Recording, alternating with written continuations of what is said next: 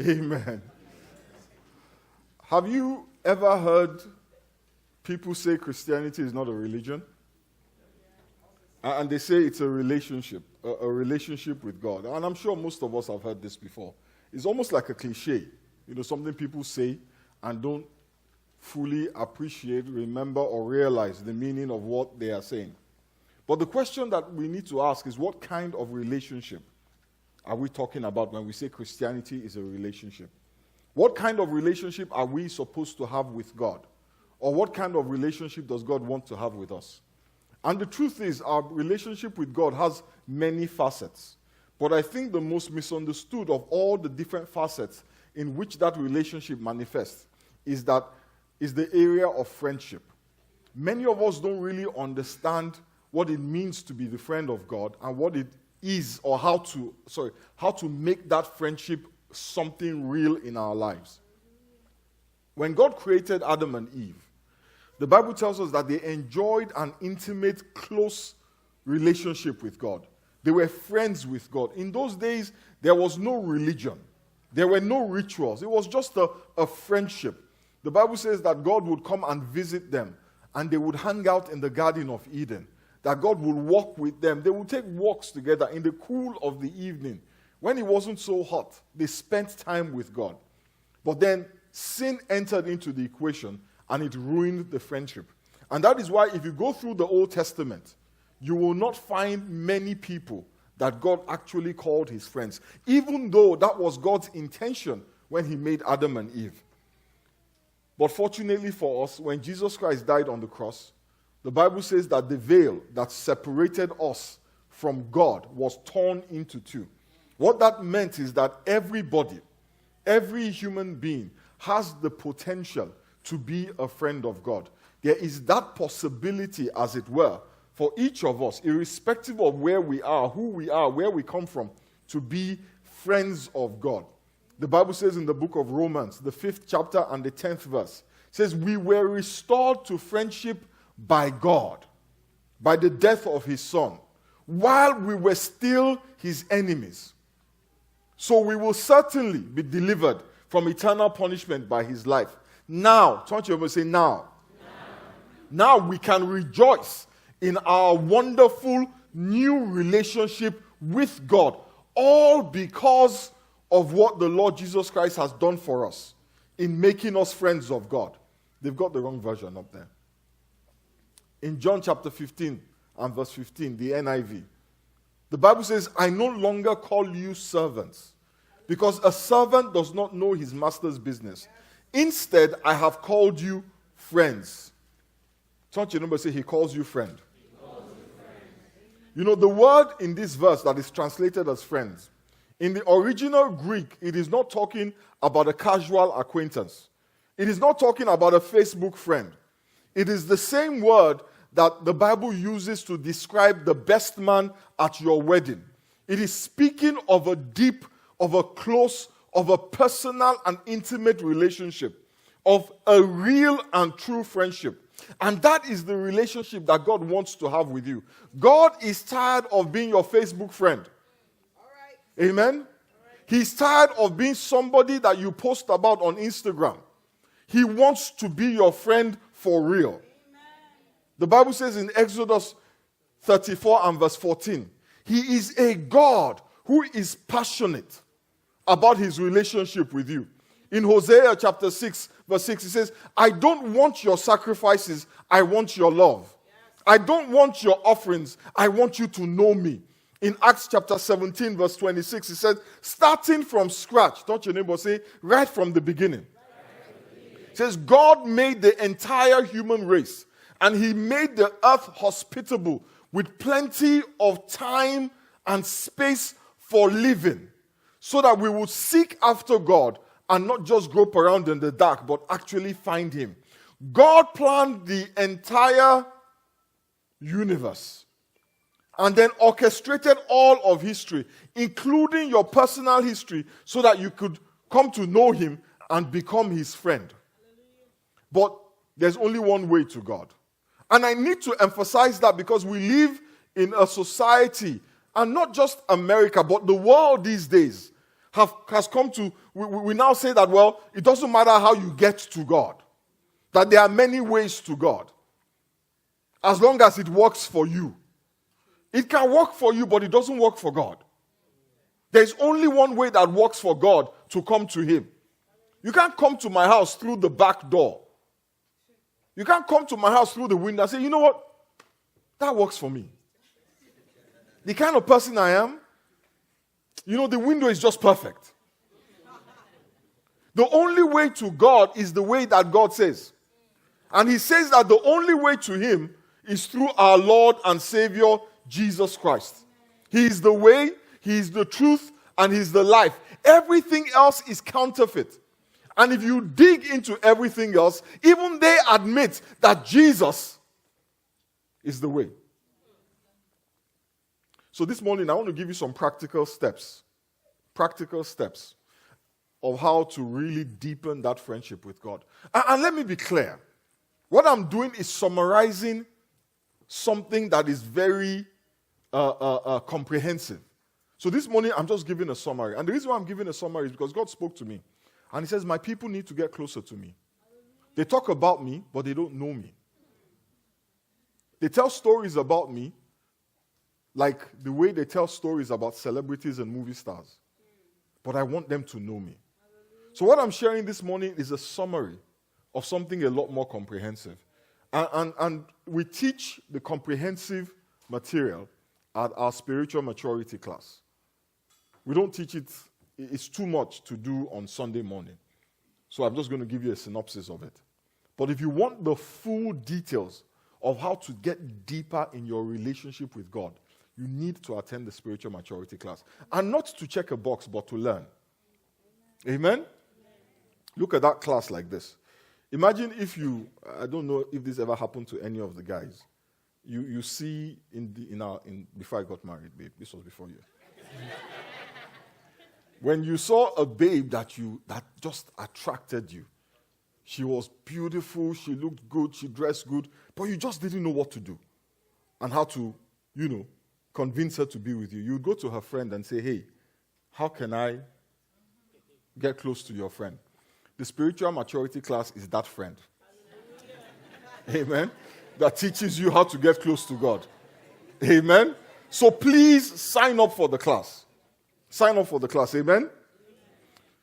Practical steps. Number 1. And this is how I operate. I am a practical person.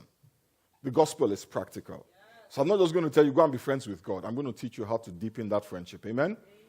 Number one, you have to make God your number 1 priority. Not number 2, not number 3, number 1. You are never going to become a friend of God in your spare time. Jesus Christ says, seek first the kingdom of God. Seek first, not seek second, not seek third, not seek after you have sought everything else and they don't work. Say, seek first the kingdom of God and his righteousness, and all of these things that we seek first will be added on to us. God must be the number 1 priority in our lives. In Philippians chapter 3 verse 8, the Bible says, everything else is worthless compared with the priceless gain of knowing Christ Jesus. Paul said, I have discarded everything else, counting it all as garbage, so that I can gain Christ. Jeremiah 29 verse 13 says, you will seek me and find me when you seek me with all your heart. You are going to be friends with God when you want to become a friend of God. When you decide to be a friend of God, you are as close to God as you want to be. Amen.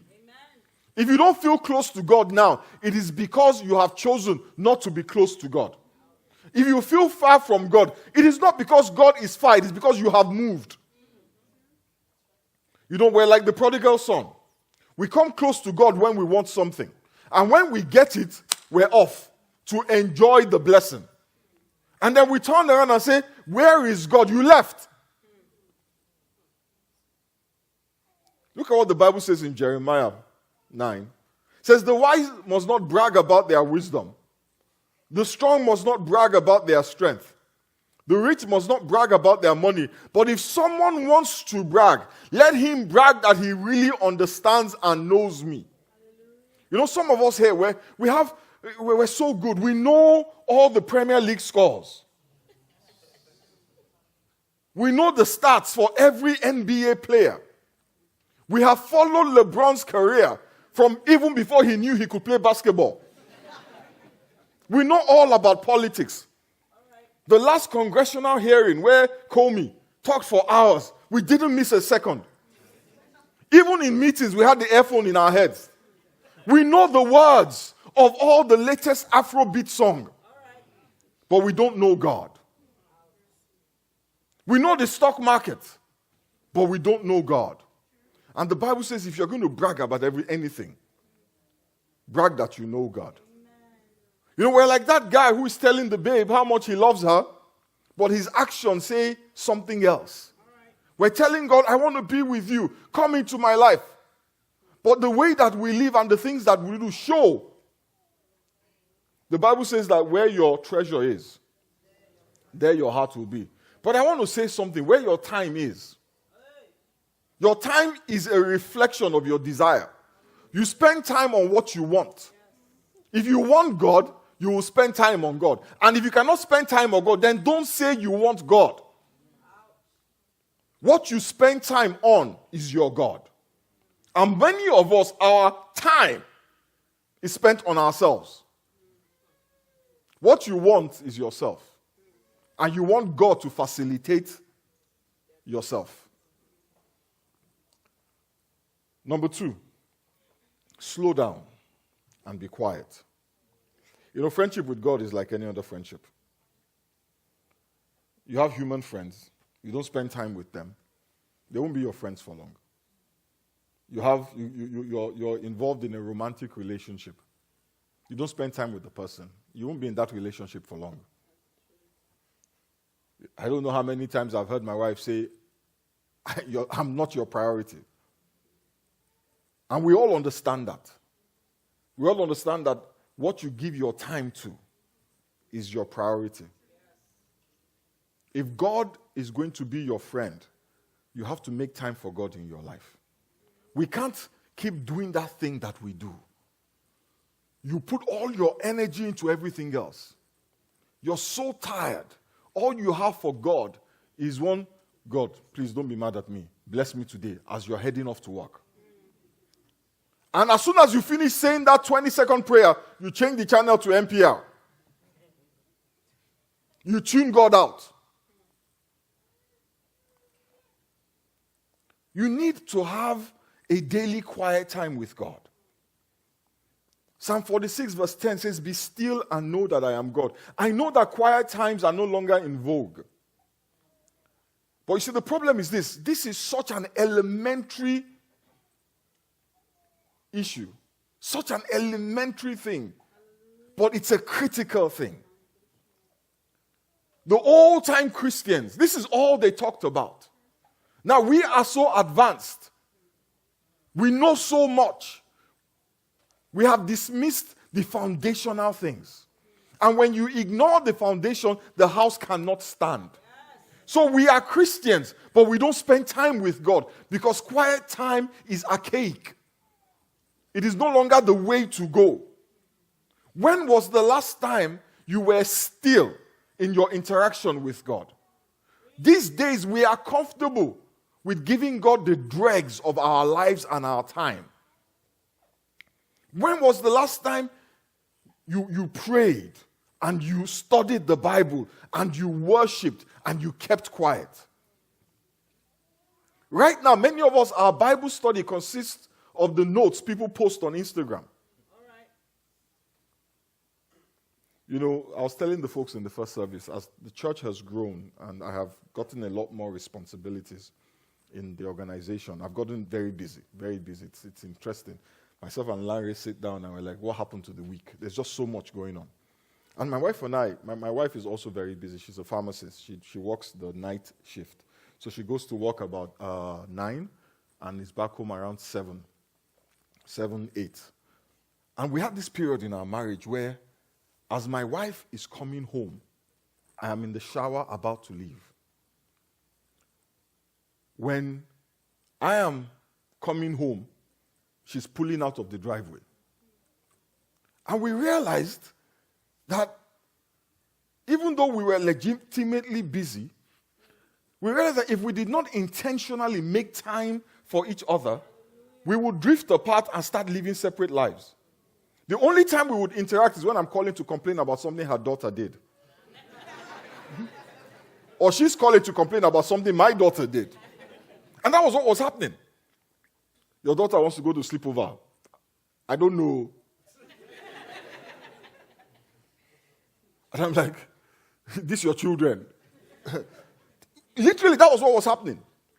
Because we had developed a system. The bills were being paid. So really, the children were the only variable. So life was just running smoothly. But as it was going smoothly, we were going opposite directions. So I had this separate life. You will not believe, people tell me things and think I've told my wife. I haven't. When? Don't ever tell me something and think I told my wife. Are you hearing me? So people are beefing my wife because they think I have told her stuff. We have when? So I've got this separate life that she doesn't know anything about. She's got this separate life I don't know anything about. Let me tell you what happens. You wake up one day and you don't recognize each other. So we had to be intentional. We had to be deliberate to carve out time for each other. And that's the way it is with God sometimes. You have to be intentional in your relationship with God. Go to bed an hour early so you can wake up an hour early and be still with God. Switch off the television. Turn off the computer. Switch your phone off and sleep. Because if you don't sleep, when you wake up in the morning, you are late. And human nature, you're going to dash. If you don't make the time will not make itself. Life will steal your time and steal your relationship with God. And it will be nobody's fault but yours. And as you grow, all these blessings you're praying for is going to get harder unless you are wiser. So now, once it's 10 o'clock, it doesn't matter what is going on. I used to drink a lot of coffee. Every morning, we'll stop at Starbucks. Triple, grande, skinny mocha. I was trying to lose some weight. 3 shots of espresso. I will be wired like a kite. So when I get home, I'm tired, but I won't sleep. Then I sleep at 1 a.m. By the time I wake up, Larry is already like, PF, it's time to go. So now I don't drink coffee. Because I need to sleep so that I can wake up and spend time with God. And guess what? The earlier I sleep, the less I need to drink coffee. Psalm 25 verse 14 says, the friendship of the Lord is for those who fear him, who reverence him, and he makes known to them his covenant. The people who know God are people who sit down, who slow down and spend time with God. You will never have a relationship with God. And let me say this. You will never have a relationship with God if all you do is come to church service. And that's what some of us do.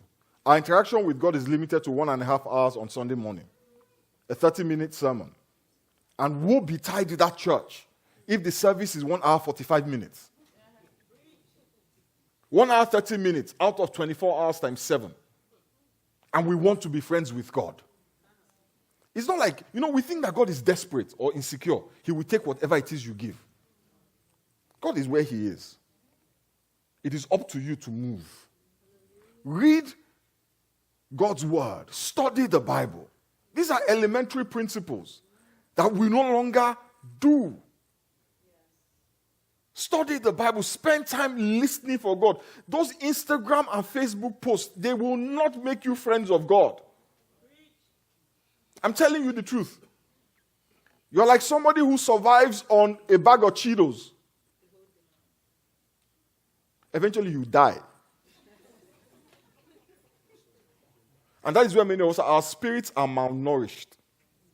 And the lack of equilibrium between our soul, our spirit, and our body is why we're struggling mentally. Hallelujah. Our soul was made for God. It was made to connect with God. And when you don't connect with God, there's a disequilibrium. And that disequilibrium will not be sorted out by more friends on Instagram. It will not be sorted out by more likes. It will not be sorted out by more money. The only thing that sorts it out is that connection and interaction with God. Number 3, friendship requires obedience. In John 15, verse 14, Jesus Christ said, "You are my friends if you do what I command." You know, we're very casual with God. In our parents' days, when they went to church, in fact, in this church a few years ago, we're very formal with God. When we came to church, we wore ties and suits. We're very proper, very reverential. But these days, we don't dress like that anymore. As you can see, my father would be scandalized if he came and he saw me preaching like this. Say, "Femi, you have no respect for God. You come to the house of the Lord in what is that thing you are wearing?" And some of us get it twisted and think that we are equal with God. We are his friends. We are not equal with him. He is still God. You can be friends with the king. Doesn't make you the king. Amen? That is why when he says this is what to do, we do it. And his command is very simple. His command is that we love God and love our neighbor. And we do those things not because we are afraid that he will punish us, that there's a big stick in heaven waiting to smack us when we step out of line.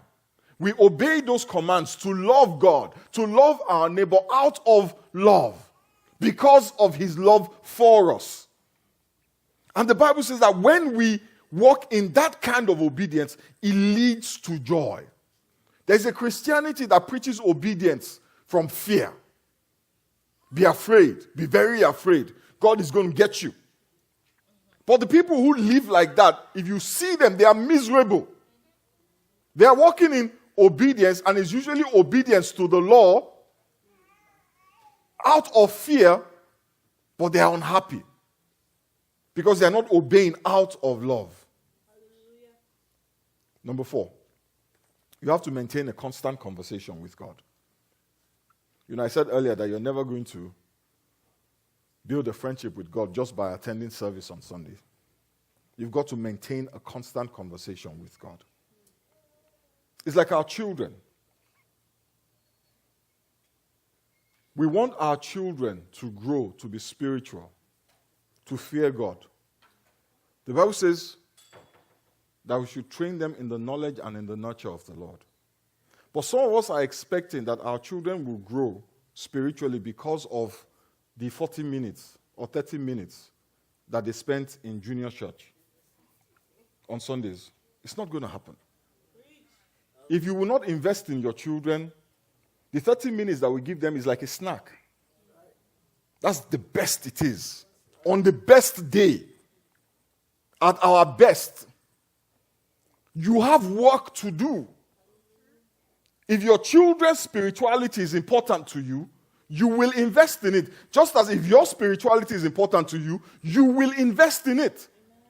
Again, what you invest in is a reflection of your priority. If you spend the amount of time you spend watching Premier League,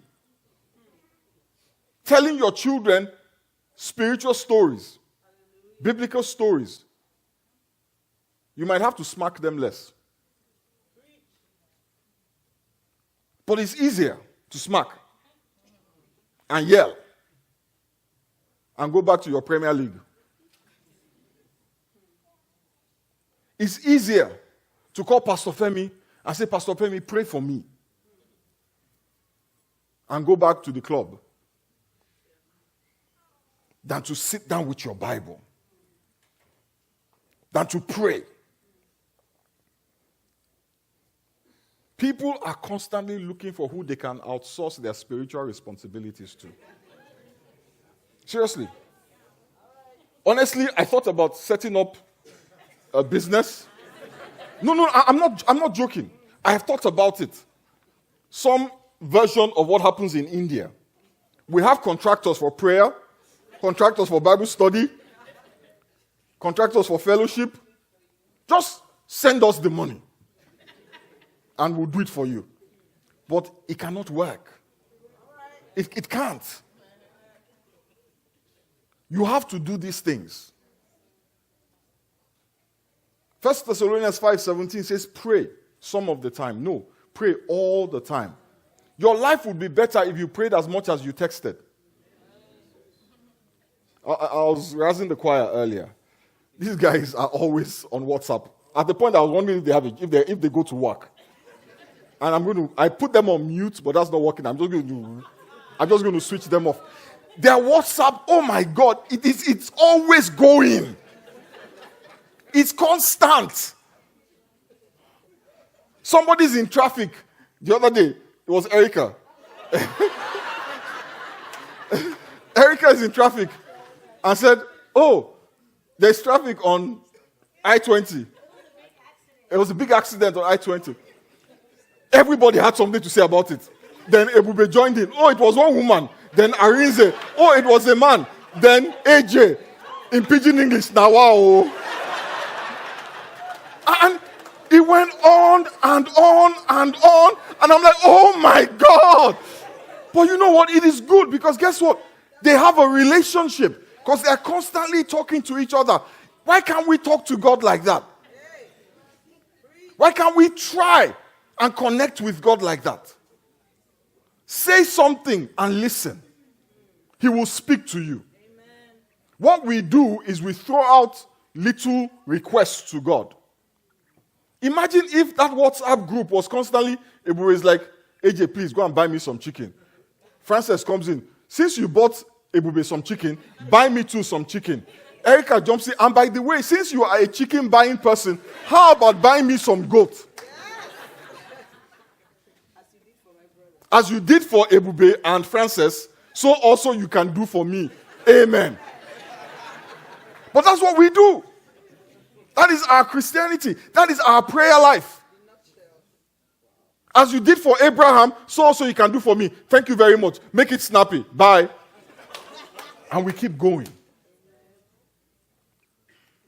And we're like, Pastor, I don't feel God. How will you feel him? Is he magic?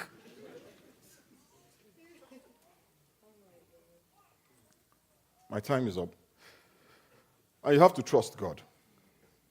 You have to trust God. Every true friendship is built on trust. If you don't trust somebody, they're not your friend. You can spend 8 hours with them, but if you don't trust them, they are not your friend. They are at best an acquaintance or that guy that you know and tied you up for 8 hours. The bedrock of every friendship is trust. And that's true with God too. You have to come to the place where you trust him. You know, I was telling in the first service, one of the surest ways that you know that you don't know God is your anxiety levels. Once you get anxious, it is because you are losing confidence in God. The Bible says, they that know their God shall be anxious. No. It says, they that know their God shall be strong and shall do exploits. Jesus Christ says, be anxious for nothing, but in all things, with thanksgiving, with prayer and supplication, make your requests known to God. If you know God, once you make those requests known to him, you will have peace. But if you don't know God, you're literally entrusting your life, your issues, your challenges to somebody you don't know, you will be anxious. Because you don't have any confidence that he will come through for you. And the only reason why you don't have confidence is because you don't know him. Because if you know him, you will know that he never fails. The Bible says he never sleeps, he never slumbers. Waymaker, miracle worker, promise keeper, light in the darkness. If you know that beyond the words of a song, you will sleep. It doesn't matter who's knocking at your door. You will sleep because you will know that he is able to do exceedingly, abundantly, over and above whatever it is you can imagine. But many of us don't know that. We hear it the same way we hear that Kanye West just bought a new Rolls Royce. We know these things. We have information. Oh, he just signed another 200 million contract. But you don't know him, so you don't know that he can give you some of that money. And that is where we are in our walk with God. We know of God in the same way that we know of Kanye. You are not his friend, Kanye. Even though you are following him on Instagram, you are following him on Twitter, you are following him on Snapchat. Don't deceive yourself.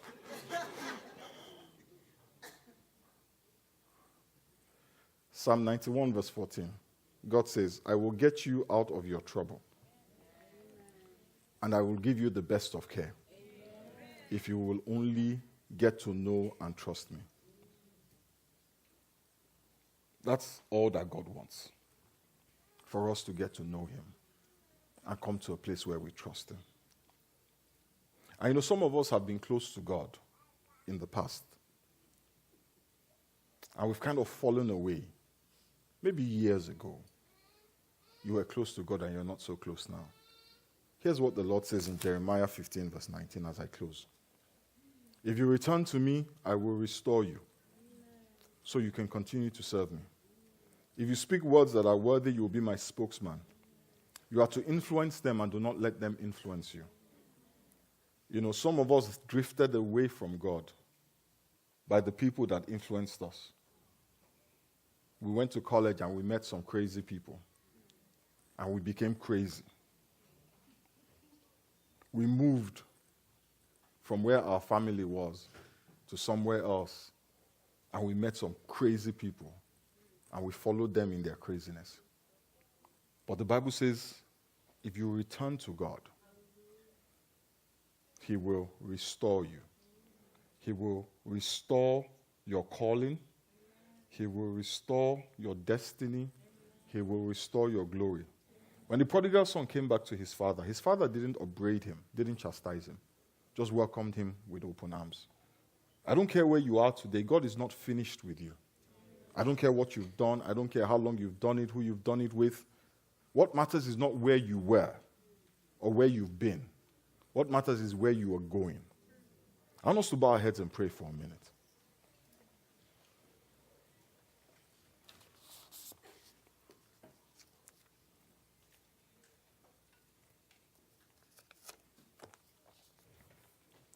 And just speak to God.